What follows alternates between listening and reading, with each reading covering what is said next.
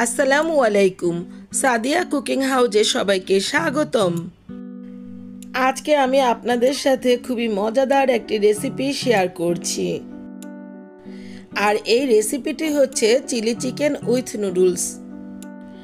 Chilli চিকেনের সাথে noodles খেতে অনেক মজা, তাই এই দুইটা রেসিপি আমি একত্রে করে নিয়েছি। এভাবে নুডলস আর চিলি চিকেন রান্না করলে সবাই খুব তৃপ্তি সহকারে খেতে পারবেন।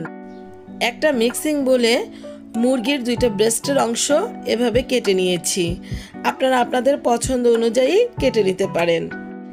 তো এখন এখানে দিয়ে দিচ্ছি 1 চা চামচ পরিমাণ লাল মরিচের গুঁড়ো, হাফ চা চামচ পরিমাণ কালো গোলমরিচের গুঁড়ো, হাফ চা চামচ পরিমাণ গরম মশলার গুঁড়ো, 1 চা চামচ পরিমাণ ভাজা জিরে গুঁড়ো দিয়ে দিলাম। আরও দিয়ে দিচ্ছি 1 চা চামচ পরিমাণ ধনিয়া গুঁড়ো। এবার অ্যাড করে দিচ্ছি 1 চা চামচ পরিমাণ আদা পেস্ট। তারপর আরও দিয়ে দিচ্ছি হাফ চা চামচ পরিমাণ রসুন পেস্ট। দিয়ে দিলাম 1 চা চামচ পরিমাণ ওয়েস্টার সস, 1 চা চামচ পরিমাণ সয়া সস। আরও দিচ্ছি 1 চা চামচ পরিমাণ টমেটো সস। এই টমেটো সসটা আমার ঘরে তৈরি করা। এর লিঙ্কটা আমি ডেসক্রিপশন বক্সে দিয়ে দিব, আপনারা চাইলে দেখে নিতে পারেন। দিয়ে দিচ্ছি স্বাদমতো লবণ। আরও অ্যাড করে দিচ্ছি লেবুর রস। এখানে 1 ফালি লেবু থেকে রসটা নিগড়ে নিচ্ছি। আরও দিয়ে দিলাম 2 চা চামচ পরিমাণ কর্নফ্লাওয়ার। এবার কর্নফ্লাওয়ারটা দেওয়ার পর এগুলোকে খুব ভালোভাবে একত্রে মাখিয়ে নিতে হবে।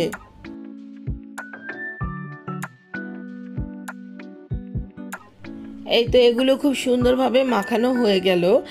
এবার এখানে অ্যাড করে দিচ্ছি 1.5 টেবিল চামচ পরিমাণ ময়দা। ময়দাটা দেওয়ার পর আবার এগুলোকে খুব সুন্দরভাবে মিশিয়ে নিচ্ছি। তো ময়দাটা মেশানোর এক পর্যায়ে দিয়ে দিচ্ছি এখানে একটি ডিম। আমার মেয়ে খুব সুন্দরভাবে ডিমটা ভেঙে এখানে দিয়ে দিল। ডিমটা দেওয়ার পর এগুলোকে খুব ভালোভাবে মাখিয়ে 10 মিনিট ঢাকনা দিয়ে ঢেকে রেখে দিব।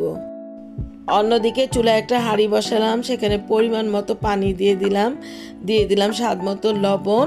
তার সাথে আরও অ্যাড করে দিলাম নুডলসের মশলাটা।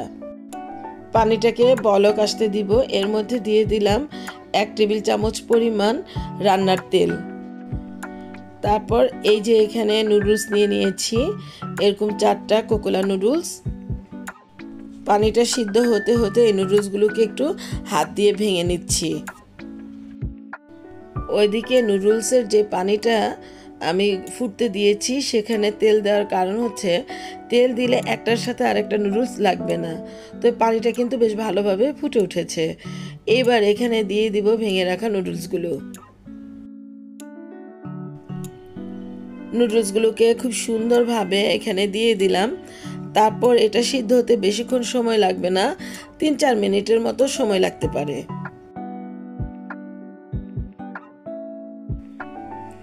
এই তো আমার প্রায় 2.5 থেকে 3 মিনিটের মতো সময় লেগেছে। এগুলোকে একটু নেড়ে চেড়ে দিচ্ছি। নুডলসগুলোকে নেড়ে চেড়ে দিচ্ছি। আমার নুডলসটা কিন্তু সিদ্ধ হয়ে গিয়েছে। এবার এগুলোকে চুলা থেকে নামিয়ে নিব। চুলা থেকে নামিয়ে একটা চালনির মধ্যে এগুলোকে ঝরিয়ে রেখেছি।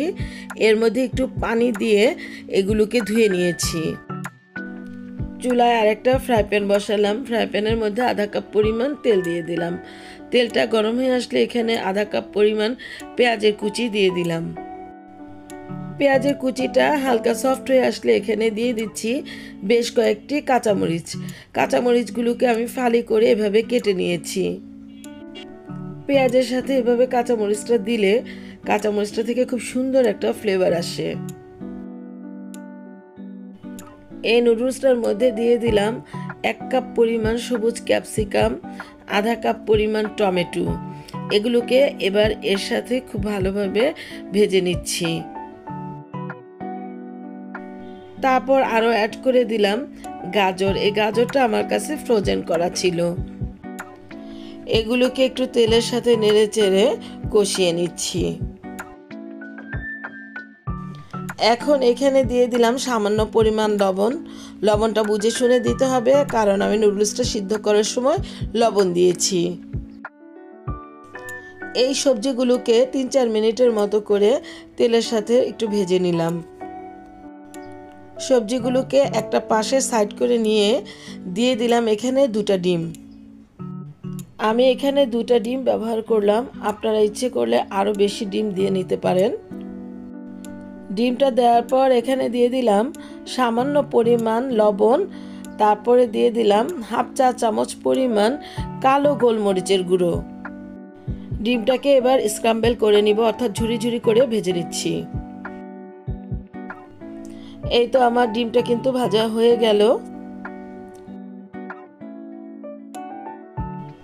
এবার সবজিগুলোর সাথে ডিমটাকে একত্রে মিশিয়ে নিচ্ছি। 2-3 মিনিটের মতো এভাবে নেড়ে চেড়ে ভেজে নিয়ে সিদ্ধ করে রাখা নুডলসটা দিয়ে দিচ্ছি। নুডলসটাকে এবার এই সবজির সাথে বেশ ভালোভাবে মিশিয়ে দিতে হবে। আমরা কম বেশি সবাই কিন্তু নুডলস রান্না করতে পারি। এই নর্মালি নুডলস যেভাবে রান্না করি আমিও সেই একই প্রসেসে রান্না করেছি। নুডলসটাকে এভাবে করে 4-5 মিনিটের মতো রান্না করে নিব। তো আমার নুডলসটা কিন্তু রান্না করা হয়ে গেল। এবার এটাকে এক পাশে রেখে দিচ্ছি। চুলায় আরেকটা প্যান বসালাম। প্যানের মধ্যে পরিমাণ মতো তেল দিয়ে দিলাম। তেলটা গরম হয়ে আসলে এখানে ম্যারিনেট করে রাখা মাংসগুলো এক এক করে দিয়ে দিব ভাজার জন্য। আমি কিন্তু চুলার হিটটা মাঝারিতে রেখেছি। মাঝারি হিটে রেখে চিকেনটাকে ভেজে নিচ্ছি। এই চিকেনটা ভাজতেও খুব একটা বেশি সময় লাগবে না, আপনার 5 থেকে 6 মিনিটের মধ্যেই চিকেনটা ভাজা হয়ে যাবে। চিকেনটা প্যানে দেওয়ার 3-4 মিনিট পরে এই যেভাবে নেড়ে চেড়ে দিচ্ছি। চিকেনটাকে এমনভাবে ভেজে নিতে হবে যাতে এর উপরটা কিন্তু শক্ত থাকবে এবং ভিতরটা কিন্তু জুসি জুসি হবে। খুব বেশি হিট দিয়ে কিন্তু ভাজা যাবে না, তাহলে উপরটা পুড়ে যাবে, চিলি চিকেনের ফ্লেভারটা কিন্তু ভালো আসবে না। তো এগুলোকে এভাবে নেড়ে চেড়ে যখন এগুলো গোল্ডেন কালার চলে আসবে তখনই প্যান থেকে তুলে নিতে হবে। এই তো আমার চিকেনটা ভাজা হয়ে গেল। এবার এগুলোকে তুলে নিচ্ছি। এবার এই প্যানের মধ্যে দিয়ে দিচ্ছি 2 টেবিল চামচ পরিমাণ রসুন কুচি। রসুন কুচিটাকে একটু তেলের সাথে ভেজে নিচ্ছি। এবার এখানে অ্যাড করে দিচ্ছি পেঁয়াজ। পেঁয়াজের সাথে দিয়ে দিচ্ছি কিছু পরিমাণ কাঁচামরিচ। কাঁচামরিচগুলোকে এভাবে আড়াআড়ি করে কেটে নিয়েছি। তারপর এখানে অ্যাড করে দিচ্ছি লাল ক্যাপসিকাম। আরও দিয়ে দিচ্ছি সবুজ রঙের ক্যাপসিকাম। এগুলো দেওয়ার পর খুব হাই হিটে কিন্তু রান্নাটা করে নিতে হবে। আঁচটা কিন্তু কমানো বাড়ানো যাবে না। এগুলোর কালার যাতে নষ্ট না হয় সেদিকেও খেয়াল রাখতে হবে। দেখুন এটাকে আমি হাই হিটে ভেজে নিয়েছি।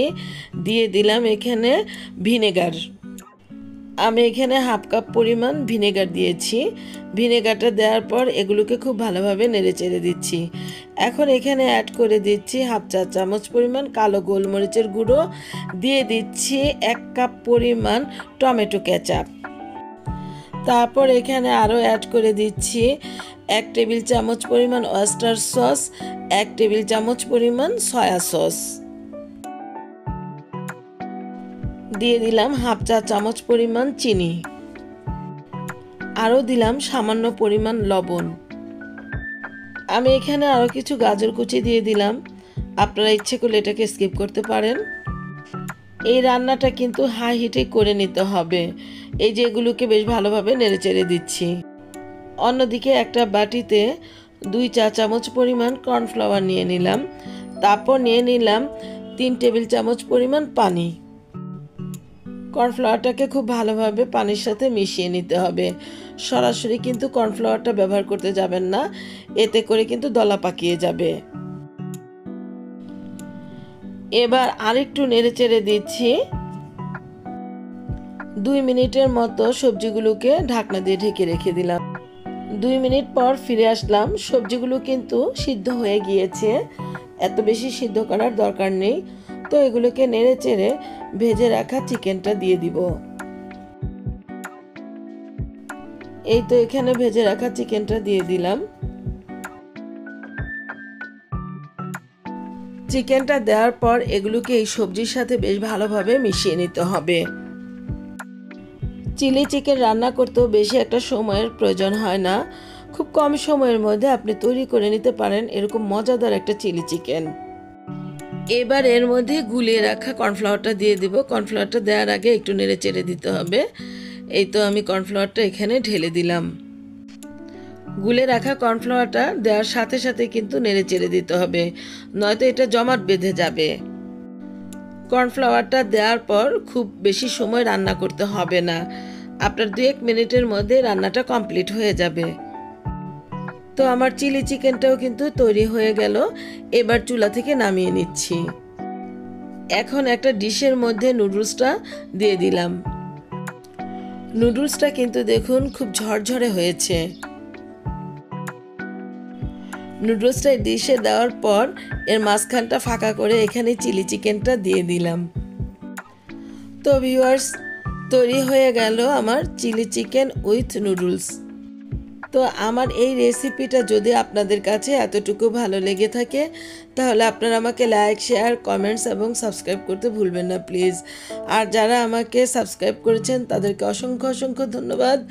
আবার হাজির হব অন্য কোনো সময়ে অন্য কোনো রেসিপি নিয়ে। আল্লাহ হাফেজ।